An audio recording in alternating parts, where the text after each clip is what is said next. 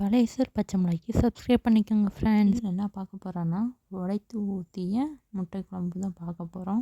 So பார்த்துடலாம் வாங்க. அடுப்பில் வந்து கடாயை வச்சுக்கலாம். கடாயில் வந்துட்டு தண்ணி இருக்குது, அது வந்துட்டு வற்றட்டும். அது வரைக்கும் நம்ம ஜாலியாக பார்ப்போம். எண்ணெய் வந்து 2 ஸ்பூன் வந்து எண்ணெய் ஊற்றிக்கிறோம்.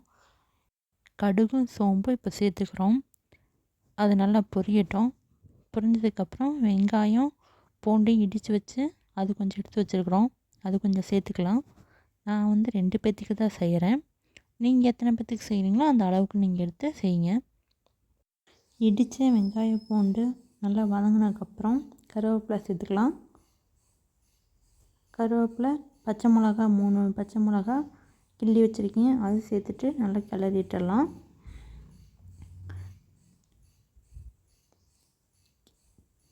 கிளறினதுக்கப்புறம் ஒரு 10 வெங்காயம் கட் பண்ணது 2 அதையும் கொஞ்சம் சேர்த்துக்கலாம். கண்ணாடி பதம் வர வரைக்கும் கிளறி விட்டுடலாம். ஃப்ரெண்ட்ஸ், சப்ஸ்கிரைப் பண்ணிக்கோங்க, ஷேர் பண்ணிக்கோங்க, லைக் பண்ணிக்கோங்க. இது டேஸ்ட்டு சூப்பராக இருக்கும். லைட்டாக வந்துட்டு உப்பு சேர்த்துக்கலாம். உப்பு சேர்த்தாக்க அது சீக்கிரமாக வதங்கிடும். உப்பு சேர்த்ததுக்கப்புறம் இஞ்சி பூண்டு பேஸ்ட்டு, அதையும் அதோட வாசனை போகிற வரைக்கும் நல்லா வந்துட்டு கிளறி விட்டுக்கலாம். கிளறினதுக்கப்புறம் 2 தக்காளி அது வந்துட்டு ஜாரில் போட்டு பேஸ்ட் பண்ணி வச்சுருக்கேன், அதையும் சேர்த்துக்கலாம்.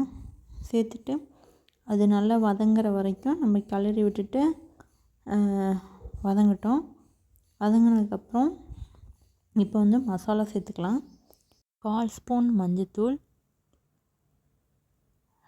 2 ஸ்பூன் மிளகாய்த்தூள், காஷ்மீரி மிளகாய்த்தூள் கலருக்கு சேர்த்துக்கலாம். கொஞ்சம் மல்லித்தூள் சேர்த்துக்கலாம். சேர்த்துட்டு கிளறிக்கலாம். ஒரு 2 செகண்ட் நல்லா கிளறிக்கலாம்.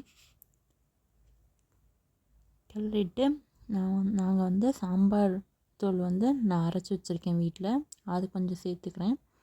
நீங்கள் வந்துட்டு சாம்பார் தூளோ சம்திங் உங்களுக்கு எது காரமாக இருக்கோ அது சேர்த்துக்கோங்க. அது வந்துட்டு சிம்மில் வச்சு ஒரு 5 நிமிஷம் வந்துட்டு கொதிக்கட்டும். அதுக்கப்புறம் வந்து நம்ம வந்து ஒரு டம்ளர் தண்ணி ஊற்றிக்கலாம். தண்ணி ஊற்றிட்டு அது வந்துட்டு ஒரு 5 மினிட்ஸ் வந்துட்டு நல்லா கொதிக்கட்டும். அதுக்குள்ளே நம்ம ஒரு பேஸ்ட் வந்து ரெடி பண்ணிட்டு வந்துடலாம். தக்காளி அரைச்சி ஊற்றினாலே ஒரு ஜார், அதே ஜார் எடுத்துகிட்டு கொஞ்சம் தேங்காய், கொஞ்சம் சோம்பு, 4 முந்திரி, மிளகு கொஞ்சம் சேர்த்துட்டு அதை வந்து நம்ம அரைச்சி எடுத்துக்கலாம். பேஸ்ட் பண்ணி எடுத்ததுக்கப்புறம் இது வந்து நல்லா கொதிக்குது. இதுலேயே நீங்கள் வந்து முட்டையை உடச்சி ஊற்றி இது பண்ணிக்கலாம். ஆனால் நான் எங்கள் வீட்டுக்காருக்கு வந்து தேங்காய் போட்டால் ரொம்ப பிடிக்கும், அதெல்லாம் நான் தேங்காய் சேர்த்துக்கிறேன். உங்களுக்கு தேங்காய் வந்து உங்களுக்கு பிடிக்காது, வேணாம், அவாய்ட் பண்ணணும்னு நினச்சாலும் நீங்கள் வந்துட்டு தேங்காய் ஊற்றுறதுக்கு முன்னாடியே முட்டையை உடச்சி ஊற்றி ஒரு 10 நிமிஷம் சிம்லேயே வச்சு கொதிக்க வச்சுக்கலாம். தேவையான உப்பு, 2 முட்டை எடுத்துருக்கோம். நீங்கள் 2 பேர்த்துக்கு தான் அப்படிங்கிறதுனால நாங்கள் 2 முட்டை எங்களுக்கு போதும்.